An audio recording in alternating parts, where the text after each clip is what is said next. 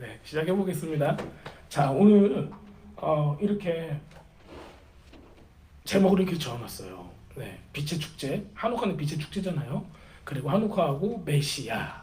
네, 메시아의 다른 말은 뭘까요? 그리스도예요. 네, 네, 메시아. 그 다음에 그리스도. 네, 똑같은 말이에요. 네. 그런데 우리는 메시아흐라는 단어를 히브리어 단어를 쓰면은 어머 이상해라고 하는 사람들이 종종 있어요. 근데 그리스도라고 하면은 너무 친숙해. 그러니까 이게 차이가 뭐냐면은 친숙하냐, 우리한테 좀 포밀리어하냐, 이거 너무나 나한테 좀 내가 많이 듣던 얘기냐 아니냐 그거예요. 예. 그러니까 여러분들이 잘 안 듣던 얘기들도 그 의미를 생각을 하면은 같은 얘기예요. 예. 그러니까 그걸 너무나 어렵게 생각하지 마시고 잘 따라와 보시기를 바랍니다. 오케이. 자, 한우카 어디 나오냐면요. 요한복음 10장 22절에서 25절을 다 같이 읽어볼게요. 여기 나와 있으니까. 예루살렘에 수전절이 이르니 때는 겨울이라. 예수께서 성전한 솔로몬 행각에서 거시니 유대인들이 애워싸고 이르되 당신이 언제까지나 우리의 마음을 유혹하게 하려 하나이까. 그리스도이면 밝히 말씀하소서 하니 예수께서 대답하시되 내가 너희에게 말하였을 때 믿지 아니하는도다. 내가 내 아버지의 이름으로 행하는 일들이 나를 증거하는 것이거늘. 이렇게 얘기를 하고 있습니다. 예수님의 말씀 너무 좋죠. 예. 우리가 이제 이 한우카가 어디에 나와요? 그러면 수전절이에요. 이 얘기까지는 사람들이 많이 들었어요. 그리고 이 부분으로 읽기도 많이 했죠. 그걸 싹 읽으면서 그래서 이렇게 하고 저렇게 했구나. 이러고 이제 끝났어요. 그리고 이제 그 한우카는 여러분들이 알고 계시다시피 모세 오경에서, 그러니까 즉 율법에서 지키라고 한 날은 아니에요. 왜냐면요, 이 한우카라는 거가 생겨난 지가 BC 거의 한 1600년 언제지? 제가 적어놓은 게 있어요. 나중에 이제 보여드릴게요. 그 정도예요. 그러니까는 예수님 마카비 혁명이라는 그게 일어나고 나서 200년 후에야 예수님 때가 오는 거예요. 그러니까 예수님이 이 절기 수전절이라는 절기를 지킨 거는 성경적인 성경에서 하라고 한 절기는 아닌데 의미가 있다라는 거예요. 그 안에 그 의미가 있었고 그때에 맞춰서 성전 안을 거니셨다. 그리고 그때 유대인들이 와서 예수님하고 무엇을 했다요? 지금 토론했다요. 토론했다. 그게 지금 이제 뭐 애워싸고 이래돼 이렇게 돼 있으니까는 막 패싸움한 것처럼 보이시면은 전혀 그런 게 아니라 토론했다라는 거예요. 네. 그래서 이런 것들을 우리가 알면 좋겠습니다. 그래서 이제 요한복음 10장을 우리가 22절부터 읽었잖아요. 근데 제가 이 뒷부분을 조금 더 읽어드릴게요. 이렇게 나를 증거하시거늘, 그러니까 내가 내 아버지의 이름으로 행하는 일들이 나를 증거하는 거다. 그러니까 내가 한 모든 일들을 봐라. 이게 나를 누구인지를 증거한 거다라고 얘기를 했어요. 26절부터는 어떻게 나왔냐면요. 너희가 내 양이 아니므로 믿지 아니하는도다. 내 양은 내 음성을 들으며 나는 그들을 알며 그들은 나를 따르니라. 내가 그들에게 영생을 주노니 영원히 멸망하지 아니할 것이요 또 그들은 내 손에서 빼앗을 자가 없으리로다. 자, 여기서 영생 있잖아요. 영생은 여러분들 어떤 거예요? 하나님 예수 그리스도 아는 거. 그렇죠. 예. 근데 이제 보통 사람들이 영생하면은 영원히 사는, 그러니까 영원한 생명을 의미를 하는 거예요. 그게 아니에요. 예. 이게 뭐냐면요, 라이프 오브 올람 하바예요. 그러니까는 다가올 세상, 하나님께서 주시는 그 세상이 있잖아요. 예, 그 새 하늘과 새 땅, 거기에 있는 생명을 자기한테 준다라는 얘기예요.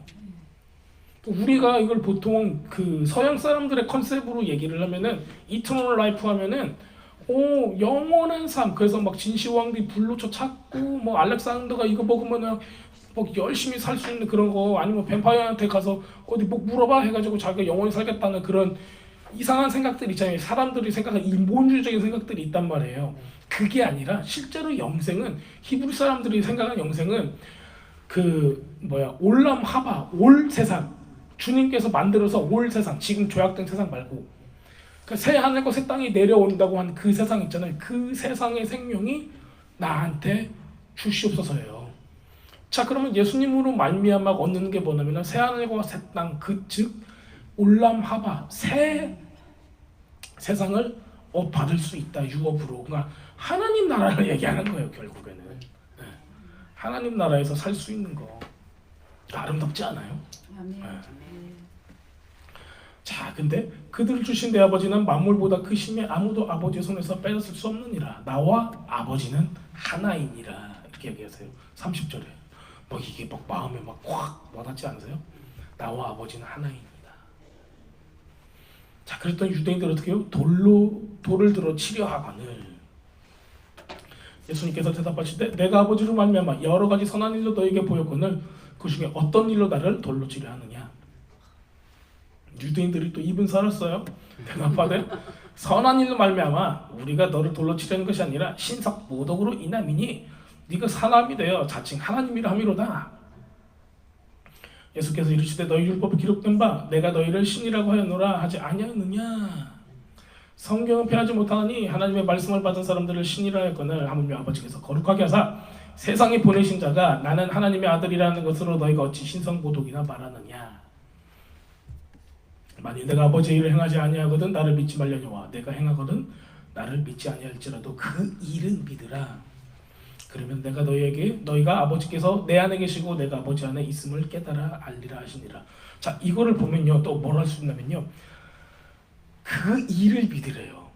주님께서 행하신 그 일을 믿으래요. 그 일이 무엇을 했는가를 봐야 되고요. 그 일이 어떤 의미가 있는가를 봐야 돼요. 예수님께서 하신 일이 많아요. 병을 고치시고요, 죽은 자를 살리시고요, 눈먼 자를 열게 하시고, 귀머거리를 듣게 하시고, 저는 자를 걷게 하시고, 굉장히 많은 일을 하셨어요. 근데 그 일이 엄마야 좋아 아니면 신기에 이루고 끝나버리면요 여러분들 예수님을 믿는 거예요? 아니라고요. 그게 우리들이 지금 마지막 때 살아가면서 많이 현혹되는 게 뭐예요? 기적의 현상 기적의 현상으로 현혹이 많이 돼요. 그 안에 말씀이 없고 의미가 없잖아요. 그러면은 기적은 껍데기예요. 여러분들 진짜 신내림 받은 무당도 별짓 다 해요. 그렇잖아요. 예. 어디 다른 종교 보세요. 힌두교 우리 인도에서 온 친구들 있잖아요. 제가 예전에 텍사스 살 때 또 파타임으로 이제 이것저것 하러 다녔어요. 인도집에 많이 가요. 근데 인도집은 인도 사람 사는 집은 방 하나를 놓고 거기에 코끼리상 아니면 뭐 자기네를 섬기는 신이 다 달라요 또. 그리고 팔다리 막 15개씩 있는 애들 막 이렇게 뿅뿅뿅 있는 애들도 있고 정말 많은 귀신들을 모셔놓고 방마다 그렇게 살아요.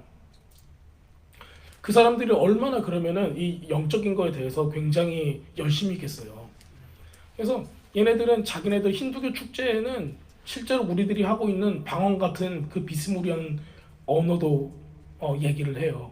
그리고 병도 낫는 것도 물론이고 아주 기행 같은 걸 해요. 뭐 팔다리를 이렇게 꼬아가지고 이렇게 하는 것도 하고 뭐 별난 일을 다 해요. 우리 막 그 기도할 때 사람들이 기도하면 기도 받고 쓰러지기도 하는 거 있잖아요. 걔네들도 그 비슷한 거 해요. 그러니까 여러분들 현상으로는 이게 성령인가 아닌가를 구분할 수 있는 사람이 없다라는 거예요. 그러니까 현상은 여러분들 전 중요한 게 아니에요. 자기가 막 사역하는데 현상이 막 일어났어. 그거 귀신이 쓰는 걸 수도 있어요. 근데 나는 말씀 하나도 몰라. 아니 내가 손만 대면 뭐 귀신도 떠나가고 별난 일이 다 일어나는데 말씀은 하나도 몰라. 무슨 뜻인가도 모르고. 그럼 어떻게 하시려고 그래요? 근데 그런 사람이 많다고요. 마음이 순수한 사람도 많아요. 마음 순수한데 성경은 몰라. 여러분도 마음 순수하시죠? 근데 성경 다 아세요? 모르잖아요. 그게 현실이에요. 근데 지금 여기서도 주님께서 하신 말씀이 뭐예요? 네가 나를 못 믿겠으면은 그래 알았어. 근데 내 일을 믿어라. 그리고 주님께서 생각하신 일을 보고 성경에서 뭐라고 말씀하시는가를 봐라. 그 다음에 거기에 의미를 찾아라. 그럼 하나님께서 너에게 하시고자 하는 말씀을 줄 거다. 그러면은 여기 38절에 보면 어떻게 되냐면요. 너희가 아버지께서 내 안에 계시고 내가 아버지 안에 있음을 깨달아 알리라 그래요. 하나님의 말씀을 받은 사람은 신이라 했다고 하는 말씀 있죠. 예. 무슨 얘기예요? 하나님의 말씀을 받았더니 여기 신이라고 했으면 신발 신이 아니잖아요. 뭐예요? 이 신은 엘로힘이에요. 그러니까 하나님이란 소리예요. 그렇게 지금 번역을 해놓은 거예요. 즉 하나님의 말씀을 받은 사람이 하나님이란 얘기예요. 아멘. 여러분 하나님의 말씀을 받았습니까? 아멘. 하나님의 말씀 여러분들 안에 있습니까? 네. 아멘. 그렇다면 여러분 안에 하나님이 계시는 건가요? 아멘. 와, 이게 똑같은 얘기예요. 아멘. 근데 지금 이 바리새인들은, 이 유대인들은 그거를 깨닫지 못했어요.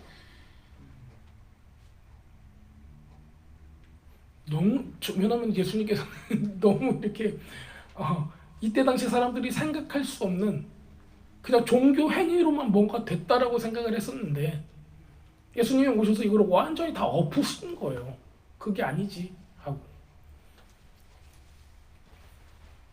자, 그렇다면 우리가 이 부분을 예수님께서 하셨던 이야기들을 기억을 하고 한우카가 어떤 절기인가 본 다음에 예수님과 한우카의 관계에 대해서 한번 쫙 보도록 할게요. 자, 한우카 역사적 의미를 말씀드릴게요. 한우카는요, 기원전 2세기에 일어난 마카비 혁명을 기념을 합니다. 자, 이거는 이 혁명은요, 그 시리아 왕 안토니쿠스 에파피네스 4세예요. 근데 이게 이제 이 사람이 누구냐면요, 알렉산더 대왕 있죠? 알렉산더 대왕의 4명의 후계자가 있어요. 얘네들이 알렉산더의 큰 제국 있죠? 그 제국을 4개로 쪼개요. 그런 다음에 얘네들이 이 장군들이 넷이 나눠서 갔습니다. 그런데 이 이스라엘 지방은 누가 통치를 하게 되냐면요, 이 바로 안티오쿠스 에파피네스 4세라는 사람. 여기서 이제 에파피네스라는 이 별칭이 뒤에 들어가는데 그 뜻이 뭐냐면은 미치광이에요. 미친놈이라는 소리예요. 근데 어느 정도 미친 짓을 많이 했는가를 그 역사서를 보면은 아주 대단한 짓을 많이 했어요. 그러니까는 이때가 이제 그리스에서 이제 온 시대예요. 그러니까는 우리가 그냥 알고 있기로는 이스라엘이 그 유대 민족이 바벨론, 그 다음에 페르시아 뭐 해서 이제 페르시아에서 고레스 왕이 그 예루살렘으로 보내주고 성전을 재건하게 해주고 스룹바벨 성전을 재건해요. 그리고 나서 돌아가서 고토로 귀환할 수 있게 도와주죠. 예, 그래서 사람들이 오고 싶은 사람 다 온단 말이에요. 자, 그러고 나서는 행복하게 오래오래 살아야죠. 근데 그렇게 됐어요, 안 됐어요? 우리는 그 뒤를 잘 몰라요. 왜냐면요, 말라기 이후로는 그냥 생각을 안 해요. 그냥 선지자도 없었고 아무것도 없었나 보다 이렇게 생각을 했는데 실제로는 그렇지 않고 역사는 이야기를 하고 있는 거예요. 그 뒤에도 침공이 있었으니까요. 그리스, 특히 이제 알렉산더 대왕. 알렉산더 대왕이 그때 당시에 이 고대근동 사회를 전 그 세계를 잘 침략이라기보다는 정복할 수 있었던 이유가 뭐냐면요, 문화가 있었어요. 그게 이제 우리가 알고 있는 헬레니즘이라는 거예요. 헬라의 아주 멋진 문화들이 있잖아요. 우리 지금도 아테네에 저는 안 가봤지만 한번 가면은 막 돌로 엄청난 신전들을 만들어 놓고 그 문화적인 어떤 유산과 미술적인 것들 막 이렇게 만들어 놓은 것들 이런 거 보면 대단하잖아요. 그 2000년, 3000년 전에 어떻게 저렇게 만들었을까? 엄청난 것들을 만들었잖아요. 진짜 신기해요, 그거. 우리처럼 뭐 이렇게 크레인도 없고 막 그러는데 뭐 그렇게 큰 것들을 어떻게 그렇게 만들었는가? 돌로 다 쪼개가지고. 근데 그런 문화적인 어떤 것들을, 그런 소스들을 자기가 침공하는 나라들마다 그걸 줘버렸어요. 그리고 자기에게 글을 줬어요. 여러분도 그거 혹시 생각하세요? 우리가 이제 알고 있는 그 유럽 있잖아요. 거의 바이킹족이었어요. 이도 안 닦고 문자도 없고 뭐 아주 무식한 족속이었어요.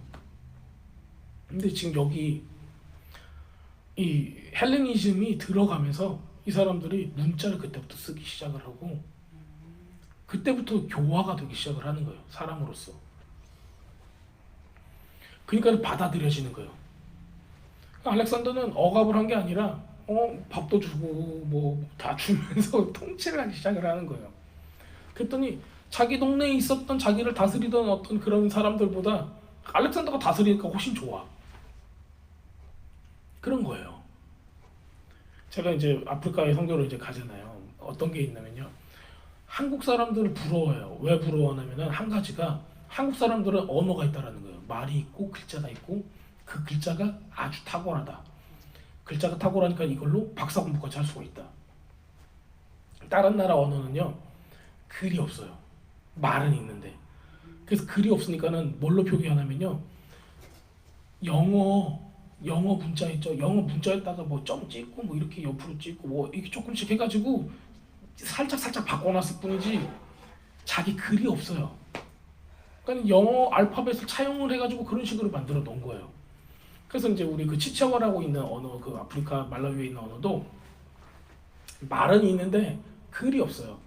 그러니까는 그 말투를, 그러니까는 그 음성 소리를 이제 영어 알파벳으로 로마자 표기법을 써서 하는 거예요.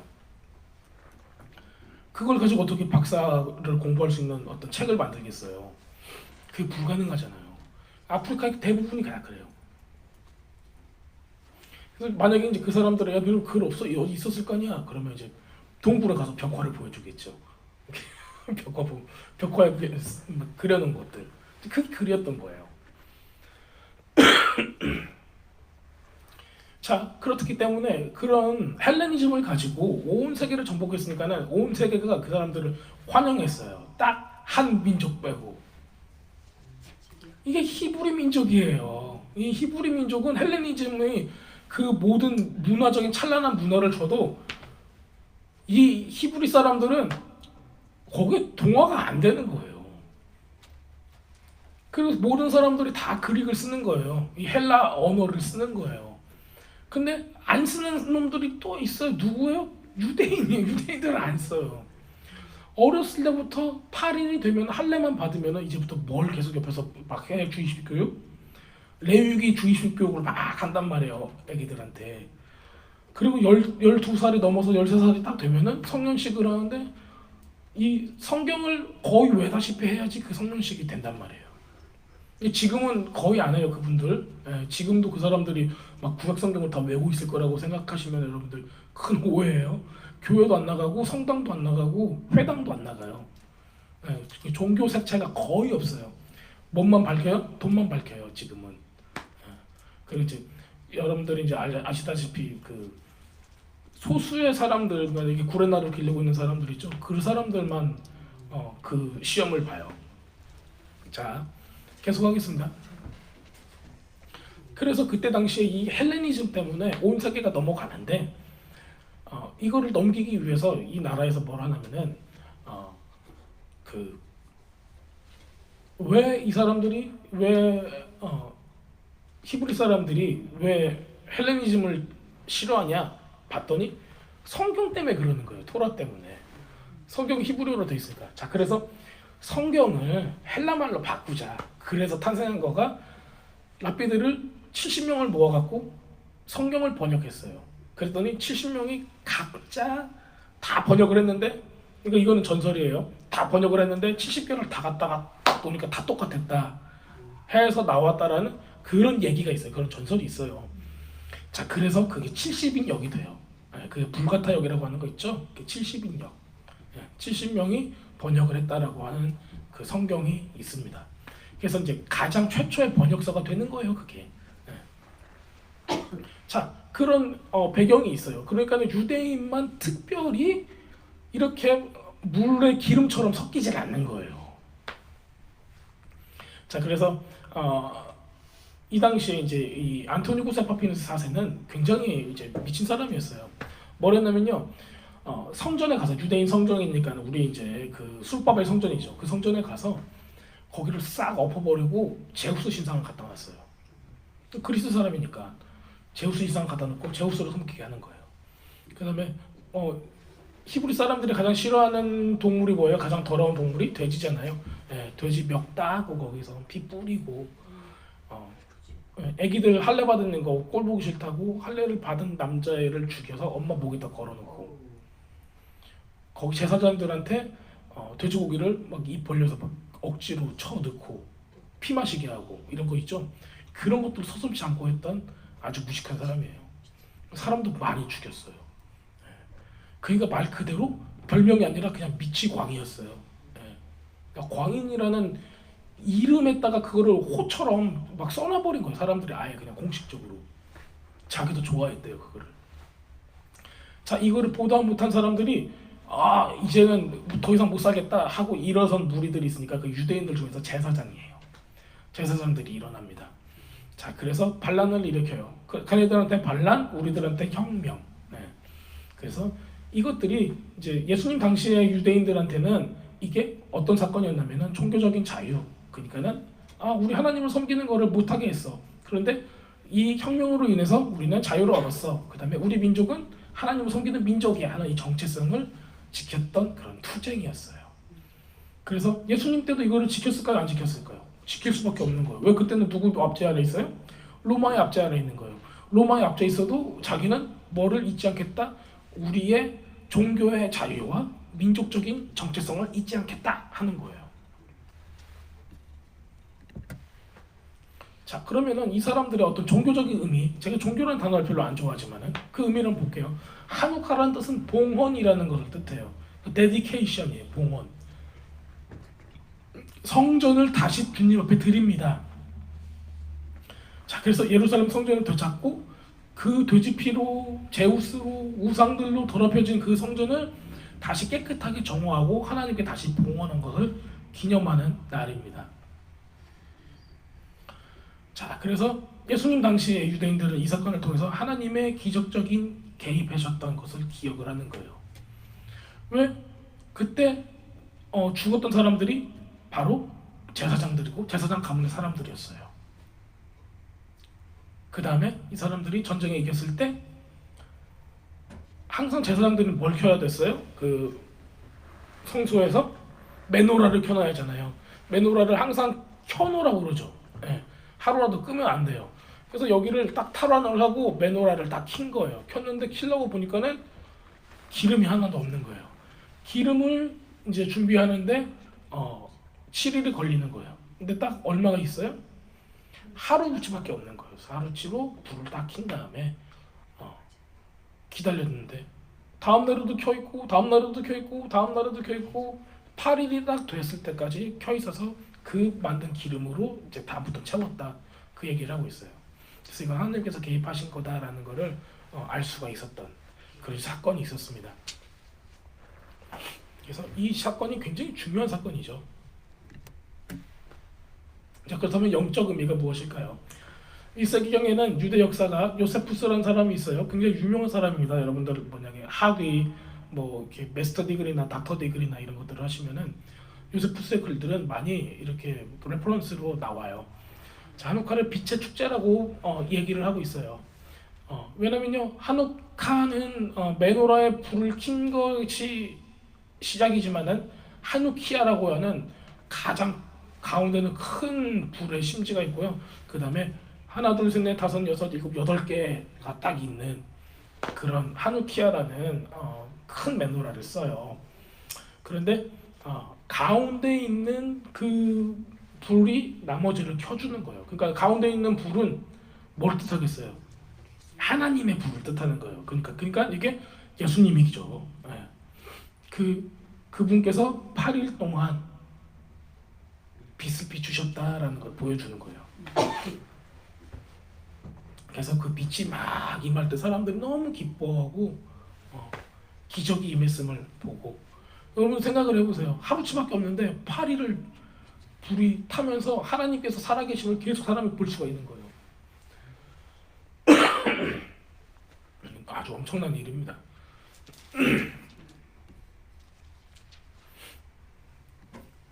자, 어떤 의식을 했는가를 제가 간단하게 설명을 해드립니다. 자, 이렇게 간단하고 얼마나 잘하나 모르겠네. 자, 의식과 전통은 이런 게 있어요. 하누카 기간 동안에는 유대인들은 다음과 같은 의식을 했다고 합니다. 하누키아, 제가 말씀드렸던 거기에다가 매일 불을 하나씩 밝히는 거예요. 저희 집 앞에도 그 유대인 할아버지가 살고 계세요. 그분은 이제 랍비 같아요 보니까. 이렇게 옷 이게 입고 이렇게 하고 항상 검은 옷 입고 다니시고 막 그래요. 그 제가 토요일 아침에 보면은 샤바샬롬 하고 가요. 그럼 웃고 막 그러고 계세요. 근데 이제 집 문 앞에 딱 보면은 이 전기로 굽는 그 하누키야가 딱 있어요. 그래서 하누카 때 그 집 앞을 딱 지나가면은 잘 보이게, 그 집에서 가장 잘 보이는 데가 어디겠어요? 창문이지. 그 창문에다가 가장 잘 보이는 데다가 딱 켜놔요. 첫째 날에는 가운데는 항상 불이 켜 있어요. 첫째 날에는 여기 딱 켜 있어요. 그러니까 우리 이제 여기서 볼 때는 히브리어 글자가 이렇게 쓰잖아요. 여기서부터 이렇게 옛날 한국말처럼 그런 식으로 해서 1번, 2번, 3번, 4번, 5번, 6번, 7번, 8번 이렇게까지 빛을 8일 동안에 계속 하는 거예요. 그래서 그거를 거기 집 앞에 가면은 아침 저녁 하루 종일 그걸 켜놔요. 그래서 거기 갈 때마다. 근데 그게 전통인 거예요. 그러니까 하누키야는 어디 있다 놔라? 사람들이 보이는 데 놔라. 그 얘기예요. 예수님도 말씀하시죠. 여러분들 그 등잔 등을 켰는데 어디다 두라고요? 등경 위에 놓는 거지. 그것도 밑에다 어디 책상 밑에다 놓는 게 아니래잖아. 왜 얘는 뭐 하려고? 보이게 하려고 하는 거예요. 비추게, 빛을 비추고 사람들이 볼 수 있게 하기 위해서예요. 이것도 하누키야도 똑같은 얘기를 하고 있습니다. 자, 그다음 두 번째는 뭐냐면요. 성전이 있었을 때는요. 솔로몬의 행각이에요. 예. 그리고 성전이 무너졌을 때는 어떻게 했을까요? 유대교 회당에서 매일 아침마다 예배를 드리고, 예배라고 우리는 예배라는 표현을 쓰는 거죠. 이제 뭐 그 성경을 읽고 같이 그런 시간을 나누는 거예요. 그 다음에 세 번째는 뭐 하냐면요. 하니심, 그 니심 번님의 기적이에요. 기적. 알은 뭐뭐를 위하여. 그러니까 그 기적들을 위해서라는 기도문이 있어요. 예. 그 다음에 할렐, 찬송식, 그 시편에 나온 거예요. 이것을 낭독하는 거예요. 자, 기적들을 위해서라는 거 있죠. 기적들이 뭐예요? 아까 앞에서 봤던 그 하누카, 그 마카비 혁명 때 하나님께서 행하셨던 굉장히 많은 기적들이 있다라는 거예요. 이 불 이외에도 하나님께서 어떻게 하셨다. 이런 게 있어요. 그리고 그때 제사장들이 보통 생각으로 전쟁을 한 게 아니에요. 그렇잖아요. 네. 제사장들이면은 뭐 했으면 좋겠는데 목숨을 바쳐가면서 이걸 했대요. 근데 이제 우리가 읽고 있지 않는 책들 중에 그 마카비서라는 게 있어요. 그러니까 이거는 이제 이때 당시에 사람들은 읽었던 거고요. 우리 개신교에서만 이게 정경이 되지 않아서 우리가 잘 모르는 건데, 마카비서에서는 이 마카비 혁명 때 일들을 다루고 있는 글들이 거기 안에 들어가 있습니다. 그래서 그 마카비 가문에 그 하스모니아는 가문인데, 그 가문에서 제사장들이 어떤 각오로 싸웠는가 이것들을 잘 기록을 하고 있어요. 이 사람들이 어떻게 했냐면요, 이렇게 얘기를 해요. 그 단편적으로 설명을 드리자면 이렇습니다. 포로기가 다 끝났는데도 계속 우리가 뭔가를 당하고 있는 거야. 그렇잖아요. 우리도 이제 고레스 왕이 그렇게 해가지고 하면 박수 딱 치고 끝났을 것 같은데, 막 알렉산더 들어오고 지금 이렇게 나쁜 안토니우스 에파피네스 4세 이런 애들 오고 너무 힘들게 사는 거예요. 그러니까 이 사람들이 뭐라고 생각하겠어요? 우리가 죄가 아직도 정화가 안 된 거야. 우리는 아직도 이렇게 어렵게 살고 있고 사람들이 죽어나가고 있고 예배를 드리지 못하게 하고 있는 거야. 근데 이게 다니엘서에 나오는 거 있잖아요. 매일 드리는 상번제, 예배 드리는 제사를 못하게 한다고, 패한다고 하는 바로 거기서 나오는 부분이거든요. 근데 그 부분이 이루어진 걸 이 사람들이 알고 어떻게 하지? 그러면 우리가 뭘 할 수 있을까? 정화시키고 무너진 성전을 다시 세워야 돼. 그러려면 뭐가 필요하다까지 가냐면요, 희생 제물이 필요하다라고까지 가요. 그런데 사람이 해야 된다라는 생각까지 갑니다. 그래서 제사장들이 그때 어떤 결심을 하게 되냐면은 이 성전을 다시 탈환하고 성전 예배를 다시 세우는데 자기가 전쟁에서 목숨을 바치겠다. 거기까지 가게 되는 거예요. 그래서 이 마카비 혁명이 시작이 된 겁니다. 아무도 안 죽으려고 하면 혁명이 됐을까요? 안 됐을까요? 안 돼요. 네. 여러분들 교회도 마찬가지예요. 아무도 안 죽으려고 하면 교회가 부흥이 될까요? 안 될까요? 그게 되는 겁니다. 목사님이 안 죽으려고 하면 될까요, 안 될까요? 목사님도 죽여야 돼요. 자, 그래서 여러분들 뭐든지 자기 사업으로 그렇건 하나님의 사업, 그러니까 킹덤 비즈니스가 됐건 개인 비즈니스가 됐건 누군가가 쏟아내야 돼요. 지금 마지막 때 여러분들이 그 개인 비즈니스에 쏟는 거는 진짜 뭐라고 할까요? 모래가 후 불면 모래가 확 날아가잖아요. 파도가 샥 치면 여러분이 만들어 놓은 성이 싹 없어지잖아요. 파도 한 번에. 근데 하나님의 나라는 그런 게 아니에요.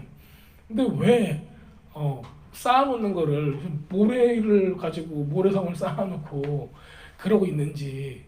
우리의 인생은 파도 한 번 오면 다 쓸려가는 아무것도 아닌 거예요.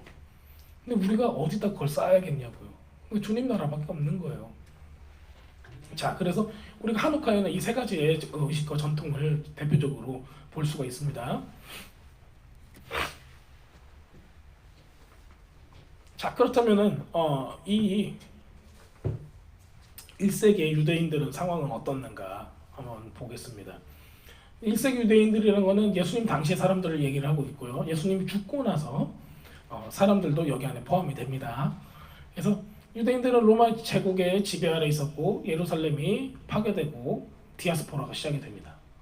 그렇죠? 예루살렘이 파괴되고 또 그 성전도 파괴되고.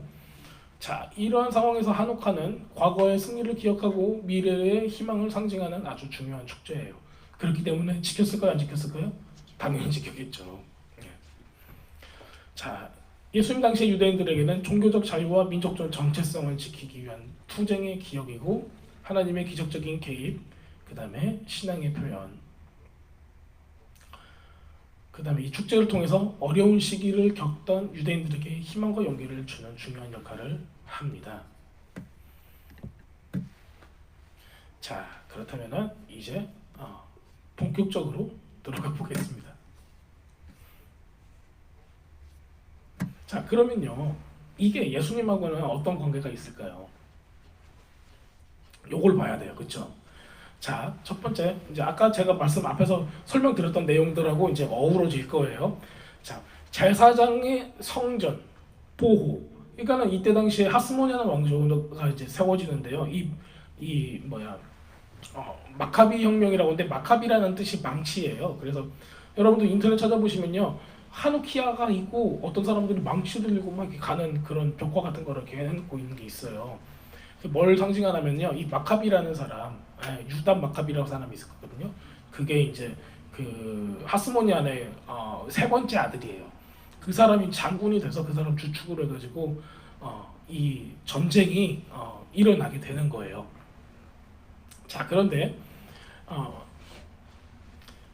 누가 주축이 되냐면요, 제사장들이 주축이 되는 거예요. 제사장들이. 앞서 말씀드린 대로 성전 예배를 회복을 시키겠다라는 거예요. 근데 이 사람들이 스스로를 어떻게 부르는 줄 아세요? 하시딤이라고 불러요. 하시딤. 네. 하시드라는 단어에서 나와요. 자, 이게 제가 지난번에 대만에 갔는데 그 행사 중에 그 유대인 라삐안 분이 오셨어요. 그 타이완에 있는 그분이 와가지고 의로움이 다해서 막 얘기를 하시면서 이 단어를 꺼냈어요. 하시드라는 단어를. 여러분들 의로움이라고 하면은 여러분들 어떤 단어를 먼저 떠오르세요? 제데크 이거로 먼저 떠오르잖아요. 예. 그게 이제 의니까 righteousness니까. 그런데 이 사람은 와가지고 하시드를 먼저, 그게 더 높은 그 위에 있는 의로움이래요. 근데 제가 이제 속으로 웃을 수밖에 없는 거예요. 그게 왜 그러냐면요, 정통 랍비들은 하시드가 더 위에 있다고 생각해요. 근데 왜 그러냐면요, 이 하누카 이때 당시 있잖아요. 마카비 혁명 때 스스로를 뭘로 불렀냐면요, 의로운 자들 하시딤이라고 불렀어요. 그러니까 이 사람들은 의를 위해서 자기가 뭔가를 죽을 수 있는 각오를 한 이런 아주 조금 살짝 폭력적인 그런 거를 각오한 사람, 이런 모습으로 이제 보이는 거예요. 자, 그래서 이 사람들이 자기를 스스로 하시딤이라고 부르면서 이 혁명을 하고 성전을 다시 정화시킨 다음에 깨끗하게 만듭니다. 자, 거기까지 좋아요. 그런데 이 사람이 200년 후에는 모든 권력, 종교적인 권력을 잡은 누가 돼요? 바로 바리새인이 되는 거예요. 그 다음에 그 나머지 거기서 이제 나는 너처럼 안 살 거야 한 사람이 누가 되냐면 에스네파가 돼요. 자, 그 다음에 여러분들 그렇다면은 하시딤을 스스로 나는 의롭습니다 한 사람은 결국 누가 된다? 종교인이 된다는 얘기예요. 네. 그런 아이러니가 있다는 겁니다. 자, 근데 이제 하누키야 우리 이제 그 9개짜리 그 메노라 있죠? 여기에 가운데 심지가 있어요. 가운데 심지. 가운데 심지 그러니까 거기는 우리 제가 아까 말씀드렸듯이 예수님 그 빛이 되신 예수님으로 이제 우리는 보고 있는 거예요. 근데 히브리 사람들 그렇게 생각 안 하겠죠. 유대인들은요 그거를 뭘로 부르냐면요 샤미쉬라고 불러요. 가운데 심지를 샤미쉬. 그래서 그게 뜻이 뭐냐면 종이에요. 종, servant, slave 그런 뜻을 가지고 있어요. 자, 스가랴 12장 10절 제가 써놓은 거 있죠? 자, 내가 다윗의 집과 예루살렘 거민에게 은총과 간구하는 심령을 부어주리니 그들이 그 찌른 바 그를 바라보고 그를 위하여 애통하기를 독자를 위하여 애통하듯 하며 그를 위하여 통곡하기를 장자를 위하여 통곡하듯 하리로다. 이사야에서 53장 빼고요, 여러분들. 그 종이 누구한테 찔림받고 애통한다, 통곡한다, 이 모습을 보여주는 거 있죠. 고난받는 메시아의 모습 굉장히 없거든요. 그 중에 하나가 이겁니다. 기억하세요, 꼭. 다스리는, 그러니까 제가 이제 요즘에 요셉 얘기를 많이 하잖아요. 그러니까 메시아 벤 요셉, 그러니까 요셉의 아들 메시아는 요셉은 뭘 했어요? 지금 고난을 계속 받았어요. 그렇죠. 감옥에도 있었고, 뭐 형제들한테 배신당하고 정말 어려운 고난을 하고 있다가 하나님의 때가 딱 되니까는 들어 올려서 주님께서 쓰시는 거예요. 왜? 그 형제들을 구원하기 위해서 쓰시는 거잖아요. 지금 보면은 그 딱 그림 그려지세요?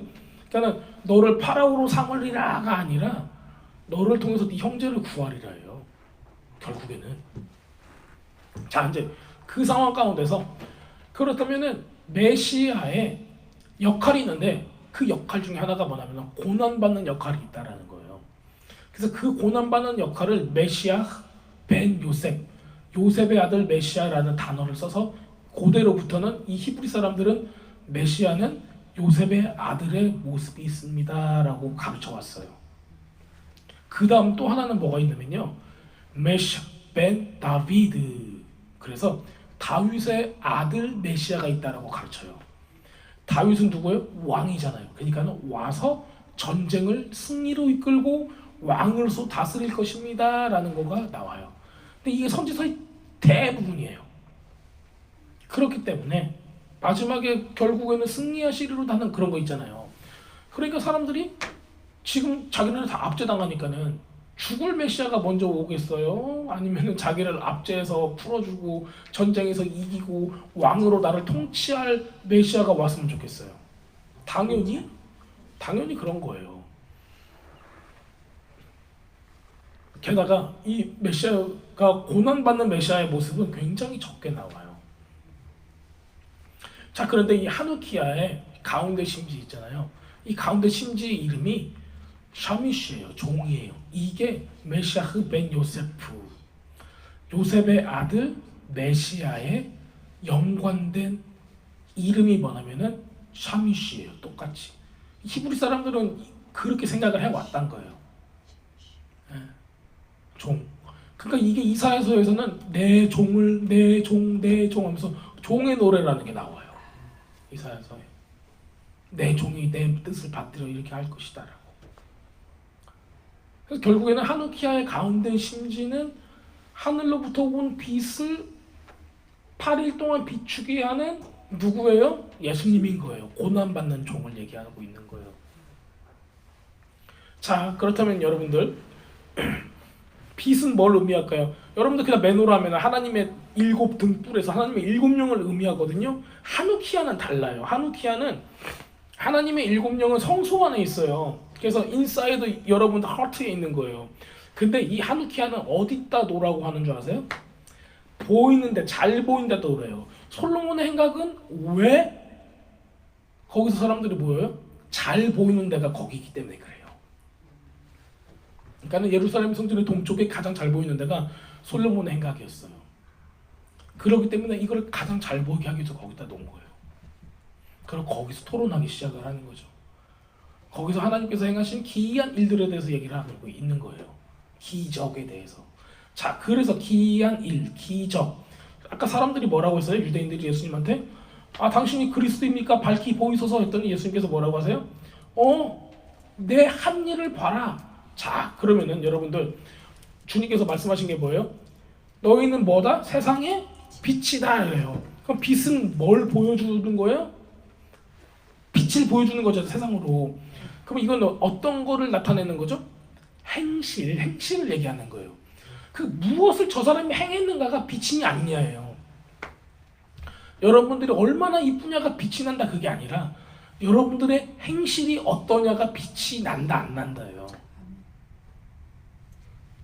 그래서 예수님께서 오셔서 여러분들의 빛을 8개를 비추는데 그 빛이 여러분들의 행실이냐 아니냐예요.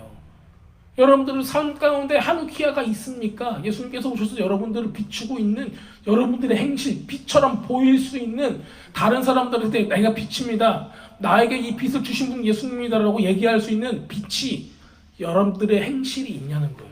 똑같은 거예요. 유대인들이 왔어요. 종교인들이 왔어요. 세상 사람들이 왔어요. 예수님 안 믿는 사람들이 왔어요. 와서 그리스도이건을 밝히 보이소서 그래요. 여러분들 안에 그리스도가 있으면 밝히 보이소서. 여러분들 안에 메시아가 있으면 밝히 보이소서 그래요. 세상이 여러분들 보고 얘기하고 있는 거죠. 여러분들 안에 그리스도가 있으면 밝히 보여주세요. 여러분들이 뭐라고 대답해야 돼요? 내 행실을 보고 여러분들이 알 수 있습니다 그래요. 근데 내 행실이 그렇지 못한다면 어떻게 해야 될까요? 그렇기 때문에 우리가 말씀대로 산다는 건요, 말씀을 행하고 사랑하고 산다는 거예요. 행함이 없으면요 빛을 비추는 게 아니라는 거예요. 등대는 있는데 불이 없다라는 거예요. 우리는 굉장히 영적으로만 생각해요. 이거 뭐 기름 갖다가 붓고 막 불백 해가지고 가야지 막 이러고 막 기름 떨어지면 어떡하지? 야, 불이나 붙이고 얘기해 이 새끼야. 왜? 기름 안 떨어져. 빛을 붙인 적이 없는데 기름이 왜 떨어져? 보통 그래요. 우리가 맨 처음에 하나님을 만났던 그 감격을 가지고 응애 하고 태어났는데 그대로 자기 신앙의 끝까지 그걸로 가. 자기 목숨 끝날 때까지. 기름이 이만큼 하나님께서 처음 내가 만나서 이만큼 받았어요. 불을 붙인 적이 없네. 기름이 이게 소모가 돼야 안 돼요. 새로운 기름을 요구하실 분들이 계십니까? 그런 분들은 행하셔야 돼요. 말 그대로 빛을 세상에 비추는 사람이 되셔야 되는 거예요. 자, 그래서 하누키아의 가운데 심지는 고난받는 예수님의 모습을 상징을 하고 있습니다. 자, 왜 고난받는 목숨인가 하나 또 보여드릴게요. 자, 이때 당시에 심지를 어떻게 했을까요? 이때는 촛불이 아니라 등이잖아요. 등. 이렇게 딱 올리브유에다 해놓고 거기다 심지를 다 놓잖아요. 무엇으로 심지를 했냐면요, 제사장들은 그 제사장의 안수를 받잖아요. 안수를 받을 때 아론에 흘리는 기름이 턱을 탁 타고 내려와가지고 옷에 탁 적셔지는 거 있죠. 그렇게 전부 다 온 몸을 머리서부터 해가지고 온 몸 끝까지 발끝까지 전부 다 기름으로 뒤덮게 만들어요. 그냥 어떤 거 보면요, 여러분 참치 아세요? 참치 캔 딱 따면 속에 뭐가 들어있어요? 기름에 퐁당 들어가 있는 참치 있잖아요. 제사장은 그렇게 만들어요. 그러니까 기름에 아예 절여놔 버려요. 기분 안 좋으세요, 여러분들? 보세요. 여러분들이 주님 앞에 제사장으로 세워졌어요. 근데 주님께서 여러분들을 기름에 절여버린대요. 와, 막 벅차오르지 않으세요? 여러분들이 제사장이면 하나님의 기름이 여러분들을 적셔버린대요. 그 사람을 만약에 저 사람이 딱 있어. 내가 저 사람을 딱 잡았어. 잡을 수 있어요, 없어요? 못 잡아요. 왜? 미끄러워서. 기름이 너무 많아가지고 아이고 미끄러워 하고 못 잡는 거예요.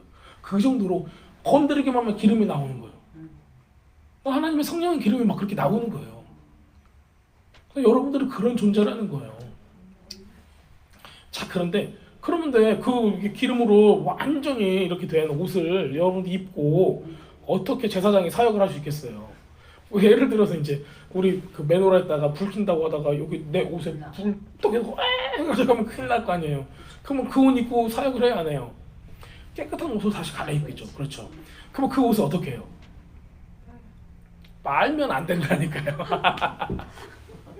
제사장의 옷은 빠는 게 아니에요. 원래 안 빨아요. 제사장의 옷은 만들어 놓고 그거를 그 기름 있는 옷 있잖아요. 그 옷을 다 따로따로 놔요. 그리고 그거를 그 심지로 사용해요. 심지. 자, 여러분들 또 뭐가 있냐면요. 초막절에 밤에 등을 켜놓고 노는 풍습이 있어요. 그때도 초막절 때 불을 붙여놓고 하는데 그때 심지도 이 제사장의 옷으로 사용해요. 게다가 기름에 안 묻은 옷들이 있잖아요. 그거는 뭘로 썼어요? 저 기억 못 하세요? 기억 안 나요? 휘장이 찢어졌다고 하잖아요. 그 휘장을 뭘로 만들었을까요? 그 제사장의 옷이에요. 그것도 제사장의 옷, 그 기름 안 묻은 거 있죠? 그건 다 그렇게 해놔요. 기름 묻은 거는 심지로 쓰는 거예요. 자, 심지는 여러분들 뭐예요? 심지를 딱 놓고 불을 태웠어요. 그러면 뭐가 타요? 그렇죠? 기름과 심지가 타는 거예요. 나를 어떻게 드려요? 태워 드리는 거예요. 그러니까 주님께서 누구를 위해서? 우리를 위해서 태워 드리는 거예요. 자기 목숨을 바치는 거예요. 그 모습을 보여주고 있는 거예요. 바로 그게 맨 가운데 있는 샤미시, 슬레이브, 노예, 종이라는 뜻을 가진 가운데 심지예요. 자, 등이 8개 8일 동안 켜졌어요. 그렇죠? 8일 동안 켜졌는데 그렇다면은 유대인들이 어떤 생각을 하냐면요. 이 샤미시 종이 눈에 안 보이는 거야. 안 보여서 계속 8일 동안 불을 계속 주는 거야. 그 느낌을 갖고 있는 거예요. 왜냐면은 이게 8일 동안 켜 있었으면은 얘가 몇 개 있어야 돼요, 원래? 8개 있어야 되는데 9개 있잖아요. 가운데 거가 있잖아요. 이 가운데 거가 하나씩 빛을 주는 거예요. 근데 이 가운데 거는 원래는 눈에 보여야 돼, 안 보여야 돼요? 안 보여야 되는 거예요. 8개만 있으면 되는 거니까. 근데 가운데 거가 뭘 상징한다? 예수님을 상징한다는 거예요. 자, 그리고 이제 우리 그 뒤에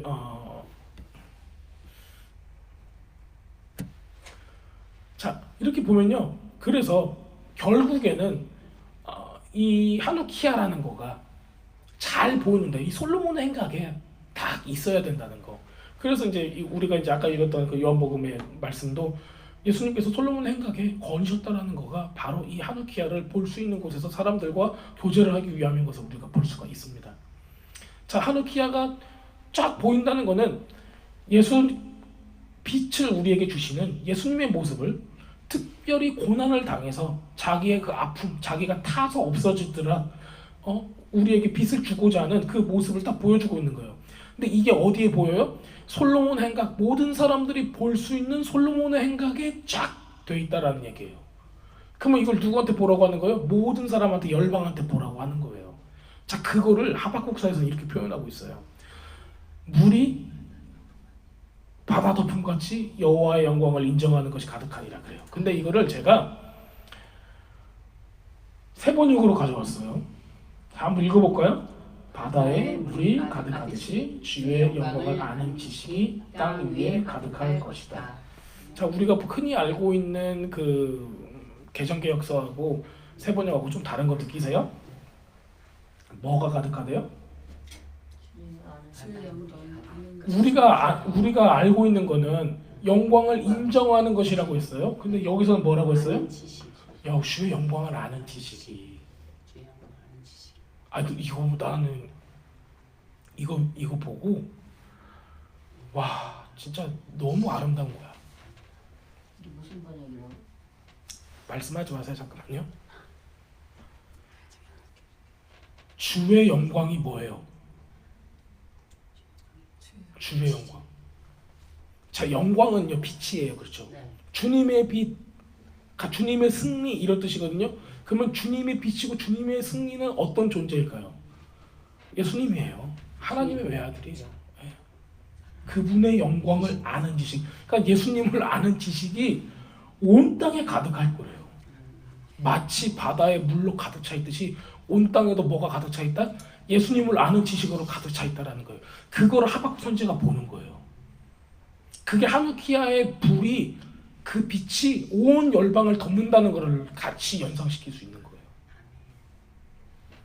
그럼 우리가 이제 찬양할 때는 하나님의 영광을 인정하는 일이 가득하리라 하고 이제 하면은 아 그렇구나 이렇게 할 수가 있는데 우리가 주님의 영광, 주님에 대한 지식이 가득 차는 거는 이게 확장되는 완전히 다른 차원의 하나님의 역사를 우리가 기대할 수가 있는 겁니다.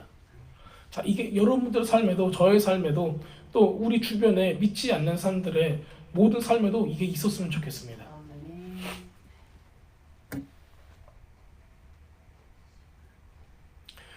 자,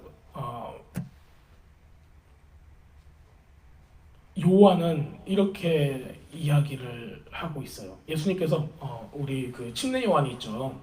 침례 요한을 이렇게 얘기합니다. 자, 그렇다면 제가 무슨 말씀 드리려고 하냐면요. 아니 어떻게 하면 우리도 예수님께서 우리한테 빛을 주셨잖아요. 그렇죠? 그럼 우리도 빛을 비추는 삶을 살아야 하잖아요. 그럼 우리가 어떻게 하면은 하누키아처럼 빛을 비추는 예수님의 빛을 받아서 빛을 비추는 삶을 살 수가 있을까요? 그렇죠? 우리가 여태까지 얘기한 것처럼 말씀대로 살아가면 되는 거예요. 그리고 말씀을 사랑하고 말씀을 실행하고 서로 사랑하는 그런 모습을 가져야 됩니다. 그리고 이게 성경적인 질서와 그 범위 안에서 해야 되는 거예요. 아 이게 사랑이야 하고 내 마음대로 막 이것저것 해버리면 안 되는 거고 바운더리라는 게 있어요. 자 이것을 요한복음에서 침례 요한이 어떤 일을 했는가 우리 세례 요한이죠. 어떻게 예수님께서 표현을 했는가를 이렇게 적어보고 있습니다. 요한복음 5장 35절에 이렇게 했어요. 요한은 타오르면서 빛을 내는 등불이었다. 너희는 잠시 동안 그 빛 속에서 즐거워하려 하였다. 그러니까 예수님께서 세례 요한을 보고 타오르면서 빛을 내는 등불이었대요. 자, 타오르다라는 건 여러분을 뭘로 의미하냐면요. 나는 어떻게 돼요? 그러면은 초가 타오르면은 없어져요? 아니면 더 길어져요? 없어지잖아요. 그래요. 나는 죽고 나는 점점 줄어들고 주님의 빛만 드러나는 거예요. 그 모습을 지금 예수님께서 보여주는 거예요. 그래서 타오르면서 빛을 내었다. 그러니까 나는 나를 통해서 내가 낮아지고 내가 없어지고 이거를 통해서 주님께서 그 빛을 모든 사람들한테 보내주는 그런 침례 요한의 세례 요한의 모습을 보여주고 있어요. 자 그런데 뒤에 또 이 말씀을 하시는 거예요. 그 빛 속에서 잠시 동안 너희들 제자들 보고 너희들은 침례 요한의 그 빛 속에서 잠시 동안 즐거워했다 그래요. 자 여러분들의 만약에 여러분들이 빛을 비추고 있다라고 좀 가정을 해볼게요. 말씀대로 여러분들이 사랑하는 삶을 살고 있고 말씀대로 여러분들이 최선을 다해서 많은 사람들을 살리고 있어요. 그렇다면은 누군가는 여러분들의 그 빛 때문에 즐거워할 수가 있다는 거예요. 누군가가 여러분들 때문에 즐거워하고 있어요? 그거를 한번 생각해 보셔야 돼요. 아니면은 여러분들을 보고 아 진짜 저 사람 없으면 내가 진짜 인생이 아이고 씨 막 이러는 삶을 살고 있는가? 아니면은 내가 저분으로 인해서 내가 너무 감사하고 항상 저분을 생각할 때마다 내가 눈물이 나고 나 같은 사람한테 어떻게 저렇게 잘해주셨을까 저분께서 정말 내가 저분을 통해서 예수님의 사랑을 느낄 수가 있고 하나님의 구원을 내가 느낄 수가 있습니다. 이렇게 하는 사람이 되겠습니까? 저는 예전부터 그런 생각을 많이 했었어요. 만약에 모든 사람이 죽어요. 모든 사람이 죽는데 죽기 전에 누군가가 나를 생각해 줄 때 저 사람은 어떤 사람이었습니까? 라고 한마디로 묘사를 한다면 뭐라고 쓸까 나를? 까칠한 사람? 아니면 뭐 무서운 사람? 아니면 뭐 우리들이 그런 게 있잖아요. 제가 알고 있는 선교사님 한 분 계시는데 어렸을 때 너무 힘들게 살았다는 거예요. 그런데 육성회비가 없어가지고 고등학교에서 자퇴를 하게 됐어요. 근데 돈이 없으니까 어디 가도 그 막 산골짜기에서 너무 시골에 살아가지고 돈을 구할 수가 없는데 내일 모레면 이제 퇴학을 당하게 생긴 거예요. 근데 갑자기 어디서 지원하는 돈이 도착을 해가지고 이분이 계속 학교 다닐 수가 있었던 거예요. 나중에 물어봤대요. 이게 도대체 누구냐고 어떤 분이냐고 했더니 그때 그분이 지금 뭐 거의 60이 다 되셨는데 고등학생 때였으니까는 뭐 거의 이제 40년이 넘은 전이잖아요. 오스트레일리아 호주에서 이름도 모르는 사람인데 장학금으로 그 육성회비만큼 그만큼이 왔대요. 그래서 누군가 선정을 해가지고 그 튜이션을 내달라고. 근데 그때 당시에 딱 가장 필요한 사람이 그분이셔서 그 선교사님이 그거를 받고 그때 공부를 고등학교를 그때 그렇게 갈 수 있었대요. 그리고 나서 그분이 지금 그 아프리카 사역을 하고 계시는 거예요. 근데 그 말씀을 이제 하시면서 누군가에게 자기는 그 사람 얼굴도 모르지만 자기를 그 지원해준 그런데 지금도 그 사랑과 그 고마움은 잊지 못하겠다는 거죠. 그 이후에도 너무 힘든 일이 많았대요. 그 이후에도 저기 메디컬 스쿨에 갔는데 돈이 없어가지고 메디컬 스쿨을 포기했어요. 다니다가 너무 돈이 없으니까는 뭐 교수님들은 자기가 다 막 어쩌고 해준다고 하는데 실제로는 돈이 없는 거예요. 그래서 상처를 너무 많이 받아가지고 군대로 가버렸어요. 군대 갔다 와가지고 다른 학교로 또 들어가고 막 이게 여러 가지 이야기를 해요. 하나님께서는 그런 삶을 다 통해 가지고 어떠한 모습을 빚으시는 거잖아요. 근데 모든 사람들이 다 하나님의 손에 붙들려서 쓰임을 받지만은 작은 순종 하나로 누구한테는 평생에 남을 빚이 되는 거고 누구한테는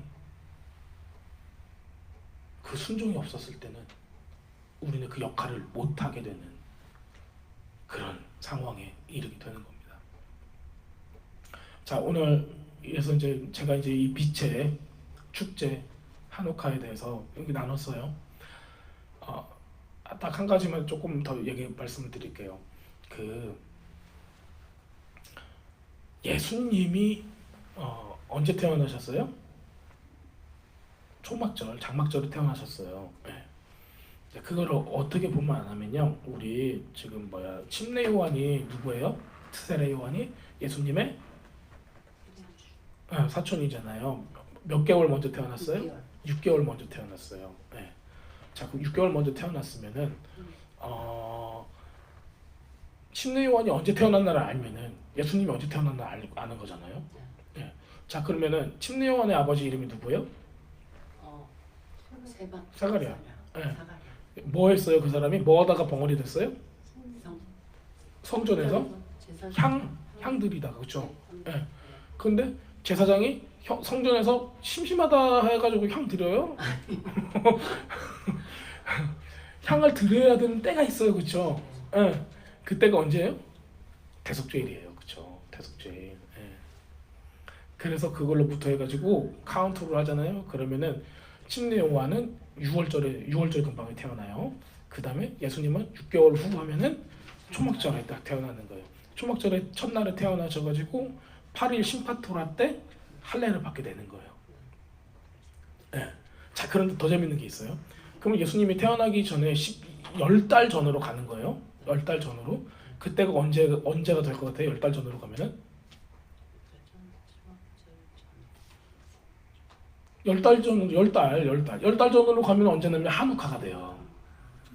자, 그러면 한우카 빛의 절기가 딱 있었을 때 그때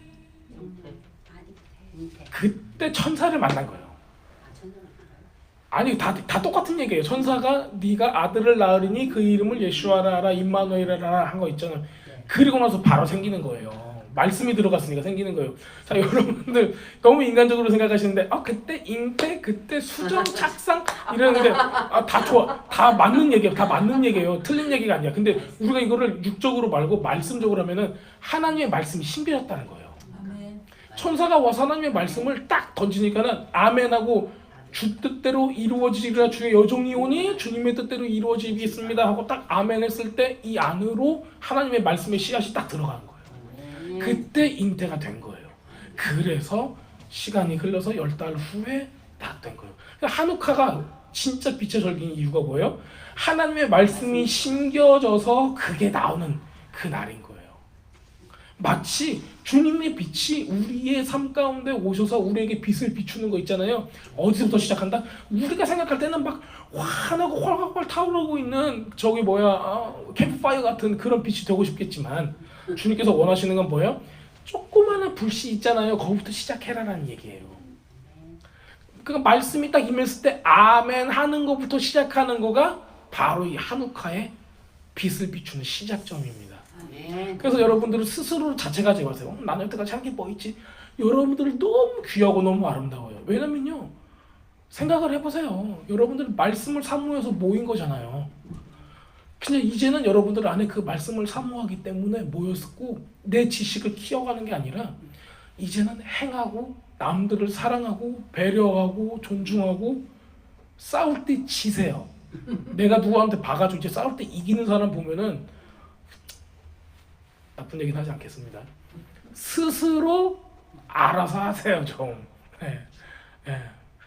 왜냐면 우리가 말씀을 알고 주님을 생각하면은 그렇게 할 수가 없는 거예요. 그러니까 저를 비롯해서 여러분들 모두 이번 오는 2025년도 빛 대신 주님을 생각을 하고 고난당하신 종으로서의 주님을 생각을 하고 정말 온 우주와 영혼의 왕이 되신 하나님께서 정말 손으로 누르면 죽을 수밖에 없는 그런 아기의 모습으로 오셨잖아요. 그 아기가 어디에 담겨 있었다고 그래요? 말구유에 있었다고 하잖아요. 생각을 해보세요. 여러분들 이거 오버랩 한번 시켜보세요. 말구유는 그때 당시 나무로 만들었어요. 그러니까 나무로 만든 말구유의 아기가 딱 있는 거예요. 그의 이름이 예슈아예요. 죽을 때는 어떻게 죽었어요? 나무 위에서 죽으셨어요. 태어날 때 어디 계셨어요? 나무 위에 계셨어요. 태어날 때 아무것도 안 입고 나무 위에 계셨고요. 돌아가실 때도 아무것도 안 입고 십자가 위에 계셨다는 거예요.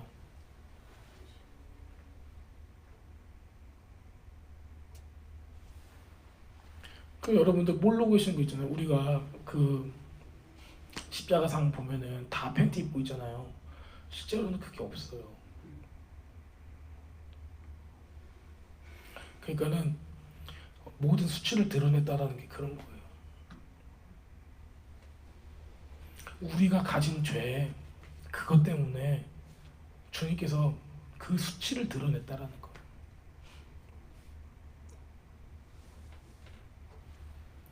그러니까 우리가 하는 거가 우리가 남들 앞에서 내가 많이 안다, 내가 의롭다라고 하는 거가 주님 보시기에는 장난이에요, 진짜.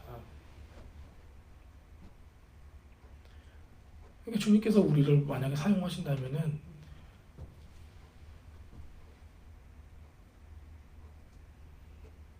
우리의 모습이 어디까지 주님께서 순종을 요구하시는가 우리는 알 수가 없습니다. 자, 우리 오늘 내용을 가지고 오늘 말씀 공부한 걸 가지고요 같이 기도하는 시간을 갖도록 하겠습니다.